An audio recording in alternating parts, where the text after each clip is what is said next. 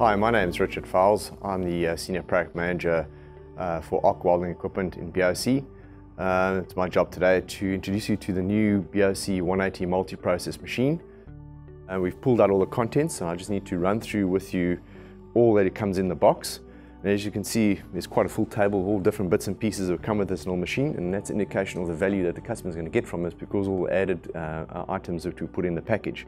But the first and foremost, the most important thing I have to point out to you is the operating manual.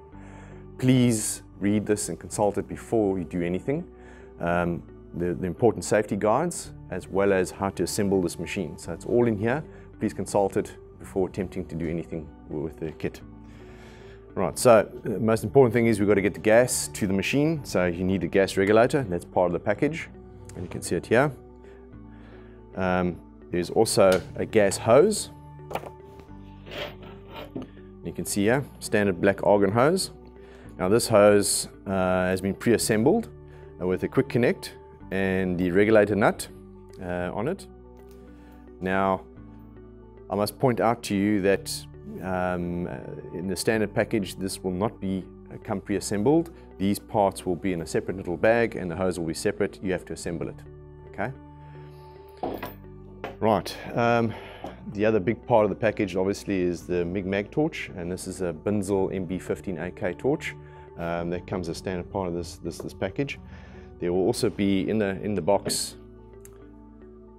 an electrode holder for the MMA function. And to complete your welding circuit, there will be a work return lead. Some added extras in the package will be a set of wire rollers, feed rollers. In this packet there's a knurled roll for flux cooled and flux cooled gasless wire. There's another V roll for 0.6.8 wire for solid wire, and a U-roll for aluminium. Okay, so these will be in a little bag in the box. And I want to point out to you another nice feature to this package is a 4-meter SR26 TIG torch that comes as standard with this package. Now, it's a rigid head torch with a valve, and you'll see on the end of the gas feed hose is a little nipple, and this little nipple will couple into the gas hose, into the quick release couple. Right, so this comes off the back of the machine and that couples there. We'll show more detail later, but that's how it connects up. And to support this torch in your package is a packet of TIG consumables that get your customer welding. In this packet are the extra set of ceramic gas nozzles, collet body, collets, a short and long back cap, and a 2% serrated tungsten electrode. That's all they need to get themselves going with the TIG function of this package. So what we're going to do now is that we're going to go and show you how the operating panel of this machine works and how it all fits together. So now that we've got the machine unpacked, I need to show you how it all fits together and how we operate the machine. And you'll start with the inside of the wire feeder. So the first thing you'll notice is that we've got a chart on here that gives us some guidance on how to set up the polarity as well as the spool holder, plus some indication on settings for the machine itself, as well as some information regarding spare parts for the TIG torch that comes with this package and spare parts for the MIG mag torch, or really the wear parts. Now, one of the neat features of this machine that is now new to this model is that we have the ability to swap between a handy spool and a mini spool. So currently it's configured for a handy spool, and it's a simple matter of pulling off your retaining nut, putting that aside, and you'll see that there is now a little lock nut on the inside here that we can remove. You remove the lock nut, don't lose it, because you'll need it again. We put that aside and we pull off the internal bits. There's a retaining spring and a washer and a few other odds and sods. And you'll see now we've exposed the axle of the wire feeder. Now what we do is you'll then put on your little mini spool, and what we need to put on next will be your retaining washer that goes against the spool. We will need to put on little retaining spring and for tensioning. Put that on there. Just got to get it lined up, and the spring all together nicely. And of course the retaining nut to keep the whole assembly together, and that just screws on. Right, so that will now hold your 1 kilogram or your little mini spool in place. Talking about the wire feeder itself, a single roll feeder, and it's a simple matter of loosening this knob up and changing, or actually flipping that up and then loosening this knob. Don't lose that, and you pull out your feed roll and change over. So that's quite easy. All right, so that's really what's happening here in the wire feeder zone. So that's pretty straightforward. I'll close that up. I'm going to move around to the front of the machine. What I need to show you now is how the machine is currently connected up, and explain to you what's going on. So at the moment, as you can see, we've got the MIGMAG torch connected to the front of the machine. We have our work returning lead connected to the negative terminal and our pigtail into the positive. This means that the machine is now set up for DC positive MIGMAG welding. Okay, so what I'm going to do is I'm going to turn on the power at the back so you can see the lights come on.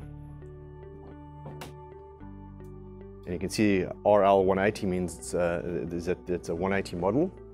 Okay, and it flicks up, and you can see the first indication here is the voltage, and the second indication is your current wire feed speed setting. So it's currently in MIGMAG mode, and what you do is you can see also the LED is indicated next to MIG, so it's ready to roll. You would change your setting for your voltage and your wire feed speed with this knob. It's a single knob operation, which means the machine is a synergic machine, which means that any change in wire feed speed with a knob automatically adjusts the voltage, or voltage adjusts the wire feed speed. Okay, so it's all synergic, they interact with each other. Okay, so important point is fine adjustment, we just turn it like this. If you want a coarse adjustment, put pressure on the button and turn. You get a lot bigger variation, okay, in your setting. There's a couple other things you can change in MIGMAG mode, and first of all, if I press this little button here once, we can adjust the voltage trim plus minus 20% off the synergic line. Okay, press it again, I can adjust the inductance. So we know what inductance is. Inductance helps us reduce the spatter and the harshness of the arc.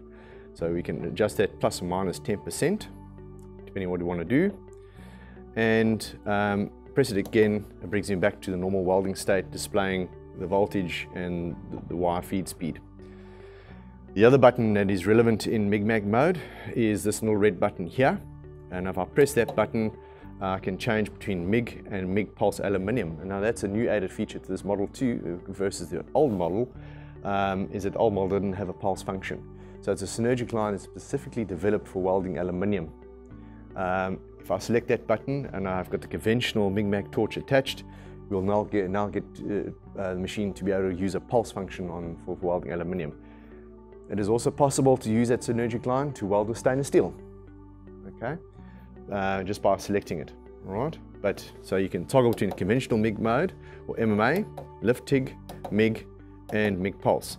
So let me just show you. So on this machine, currently, as I said, it's configured for MIG. So we won't be selecting MMA mode because we don't need it right now. We won't be using the lift TIG mode because we don't need it now. We go straight into the MIG mode and it brings up the relevant data for you because that's why we've got it configured. All right. The other thing I need to point out to you is that this machine is spool gun compatible. We do have a spool gun in the range.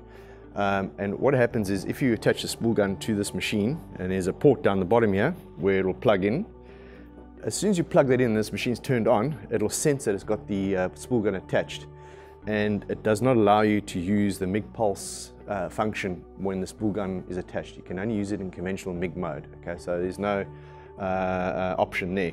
So for example, if I'm in MIG pulse mode and I connect up the spool gun to that port, the connection point down there, this LED will delay for about 5 seconds and it'll turn up and it'll turn itself off there and turn on in the conventional MIG mode.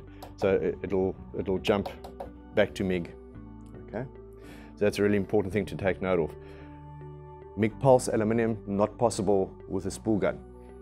Okay, so we're currently in MIG-MAG mode, and if we switch to MMA, it's with this button here, you can see it's lighted up and it's ready to go in MMA mode. But before we change anything out, you can see the MIG-MAG torch is currently connected. We need to change a few connections, and we should really turn the machine off before we touch anything that's live. So we'll just wait till the capacitor's discharge. You can see the lights are still on, and wait till it's all gone.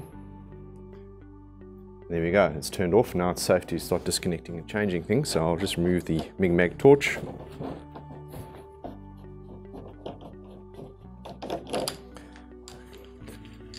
And I'll just get this TIG torch out the way.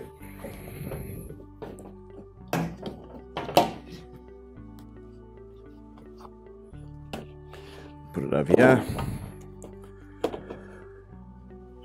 Right, so for the MIG-MAG mode, for the MMA mode, I just want to make sure I remove that, and I just need to use these two terminals here. So at the moment the work return lead is in the negative terminal, and if I couple this to the positive terminal, it means it will be now in DC positive. Sometimes it can be a little bit tight, so you need to just make sure you push the mechanical connector in nice and tight and then give it a twist. So now it is now connected for DC positive, because the electrode holder is connected to the positive terminal, the work return lead is connected to the negative terminal, and what we do is we turn the power back on. It indicates the model number as it flashes up, and you can see it's in MMA mode. It's in 126 amps is the current setting. Fine adjustment like that. If I press the knob and turn it, it's a coarse adjustment. So basically these terminals are now live. All I need to do is obviously get my gear on first and foremost, and make sure the area is safe before I start welding, put electrode in and strike an arc. It's ready to go. Again, now that I've done that, if I want to change to another mode and I want to disconnect, turn the power off, wait for it to discharge so you don't get a nasty little surprise from the capacitors. Wait till it discharges completely, and there we go, it's off. We can disconnect that and put it to one side and get it out the way.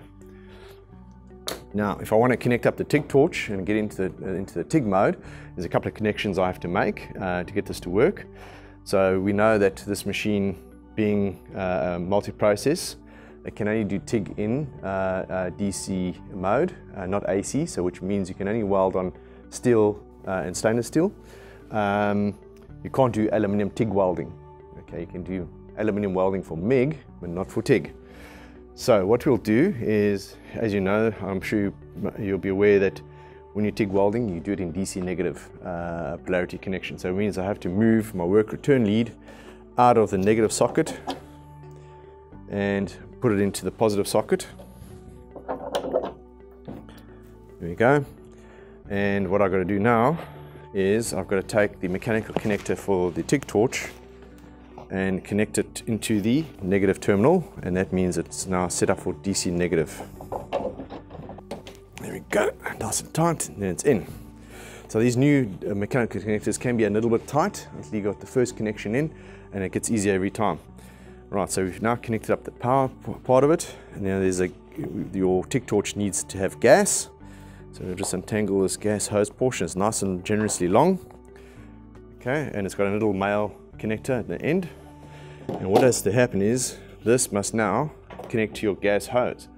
So I'm going to go to the rear of the machine, and you recall from the MIG setting there is a gas hose that comes from your gas cylinder, from the regulator, and comes along and it goes into the back of the machine, normally for MIG-MAG mode, to supply gas through an internal solenoid that turns on and off with your MIG torch. Well, now you need to bypass that and come straight to your TIG torch, and you make your connection here. Okay, so now it's nicely connected, your gas line to your gas hose from your TIG torch. You can see it there. Put that on one side. The important point is, before you start any TIG welding, if you've been welding another mode like MIG-MAG, you've been using maybe a mixed shielding gas like ArgoShield Universal or ArgoShield Universal Light or something like that, you must purge your gas line if you're going to switch to argon, because if you don't, it'll be residual gas possibly in your gas line that'll cause porosity when you start up in a changed mode. Okay, so please make sure get gas flowing through the whole system first before you initiate an arc. Alright, so once that's done, I just want to point out on the TIG torch itself, you see there's a gas valve on it. Okay, so if the line is under pressure and you want gas to flow, you open up the knob and allow your shielding gas to flow, and you close it, will stop the flow of gas. Okay, so keep that closed until you're ready to, everything's been assembled in the front of your torch, because you have now put the collar body in, you've got to put the electrode in, you've got to put the gas cap on, you've got to put the back cap on, and all these other things. Obviously after you sharpen the tungsten up, it's all going to be assembled and ready to go. And then once that's all assembled, you've got your job ready, your gas is on, you'll turn the machine on at the back. And what we've got to do then, once it's ready, stop flashing, there it is, it's still in MA mode, we tick it over to lift TIG, which means now that the torch is live and your terminals are all live, the circuit is live, you know the gas is on, you'll open up your valve, gas is flowing, and you'll initiate your arc. So in the operating manual, again, these connection points are all repeated, as well as there's some useful information in that operating manual for the TIG mode, for MMA, and for MIG-MAG. It's all explained, and all with diagrams showing how it's all connected up. So please consult that document, it's really important. So at this point, this juncture, we're probably ready to go and weld. Just before we start welding, be sure to have the appropriate PPE on hand, such as your welding gloves, your welding helmet with the correct shade lens setting, fume extraction, and appropriate clothing. Today we are using Argoshield Light with 0.8mm BOC bronze coated mild steel MIG wire and spool gun, laying down a fillet weld on mild steel plate.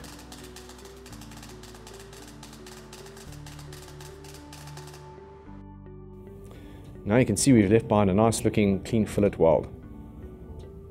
Thank you for watching. I hope you found this video to be informative and useful.